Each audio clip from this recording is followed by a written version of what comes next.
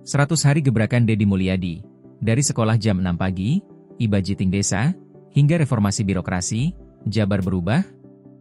Masuk sekolah jam 6 pagi, pemilihan kepala desa digital, dana desa tanpa uang tunai. Apa yang sebenarnya sedang terjadi di Jawa Barat di bawah kepemimpinan Deddy Mulyadi? Itulah pertanyaan yang kini menggeliti pikiran publik sejak Gubernur Jawa Barat, Deddy Mulyadi, atau akrab disapa KDM, meluncurkan berbagai gebrakan dalam 100 hari pertamanya menjabat. Tak tanggung-tanggung, perubahan yang dibawanya menyentuh banyak sektor, pendidikan, pemerintahan desa, hingga mentalitas birokrasi. Beberapa kebijakannya menuai pujian, sebagian lagi menjadi polemik. Tapi satu hal yang tak bisa disangkal, Deddy Mulyadi berhasil mengguncang status quo birokrasi dan mendorong percepatan transformasi digital serta pembentukan karakter generasi muda di Jawa Barat. Mari kita bedah satu persatu gebrakan luar biasa ini.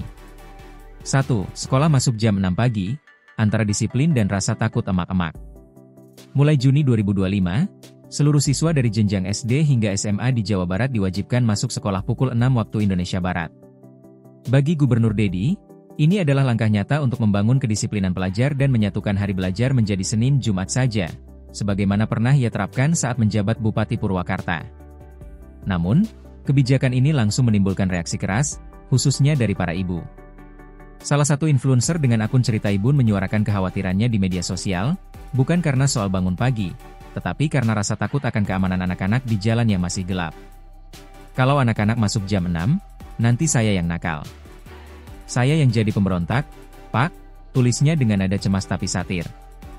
Ia menyoroti belum meratanya transportasi umum, kondisi jalan yang rawan begal, dan kesulitan ibu rumah tangga yang harus mengantar anak-anaknya sambil mengurus balita.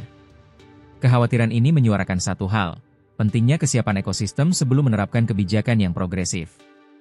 2 jam malam pelajar, lindungi remaja, atau batasi ruang gerak? Tak hanya jam masuk sekolah yang berubah. Pemprov Jabar juga menerbitkan Surat Edaran Nomor 51, Pak 03 Disdik yang menetapkan jam malam pelajar pukul 21.00 waktu Indonesia Barat. Aturan ini berlaku di seluruh kabupaten kota di Jabar. Gubernur Deddy menjelaskan bahwa aturan ini bertujuan untuk menekan potensi kenakalan remaja dan menciptakan lingkungan belajar yang lebih kondusif.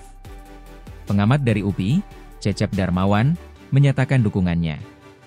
Baginya, pembatasan ini bukanlah pengekangan, tapi bentuk pendidikan di rumah. Namun, Cecep menyarankan agar kebijakan ini diperkuat dengan peraturan daerah agar memiliki daya hukum, bukan sekadar imbauan. 3. E-budgeting dan e-voting, revolusi pemerintahan desa. Dalam langkah besar lainnya, Deddy Mulyadi menandatangani kebijakan digitalisasi pengelolaan keuangan desa, e-budgeting, dan digitalisasi pemilihan kepala desa, e-voting, yang akan diterapkan di sekitar 5.000 desa di Jawa Barat. Tujuan dari kebijakan ini jelas, memotong jalur korupsi, meningkatkan transparansi, dan mempercepat pelayanan publik di tingkat desa. Uang masuk secara digital, belanja secara digital. Jadi, kontrol keuangan desa akan semakin baik dan terbuka, ujar Deddy. Dalam skema ini, seluruh transaksi harus dilakukan secara transfer. Tidak ada lagi dana tunai yang rawan diselewengkan. Dana ke RT, transfer. Ke panitia, transfer. Transparansi dijadikan fondasi utama. Begitu pula dengan proses demokrasi di desa. Pemilihan kepala desa tidak lagi lewat kotak suara konvensional, tapi menggunakan sistem digital e-voting. Dengan sistem ini, diharapkan biaya pemilu desa menjadi lebih murah dan lebih jujur. 4. Bongkar mental birokrasi kaku. ASN harus melayani, bukan dilayani.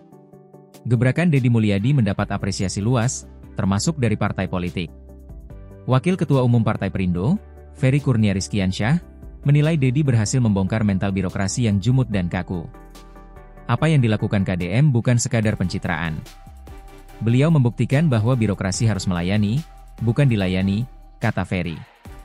Ia menyoroti bagaimana gaya kepemimpinan Deddy yang terbuka, aktif berinteraksi lewat media sosial, dan turun langsung ke lapangan, berhasil menggugah semangat para ASN untuk lebih adaptif dan responsif. 5. Layanan publik Abdi Negeri, dipindah demi pendidikan. Satu lagi gebrakan Deddy adalah memindahkan program layanan publik Abdi Negeri Nganjang ke Awarga dari hari Rabu ke hari Jumat. Alasannya? Agar kegiatan ini tidak mengganggu jadwal sekolah.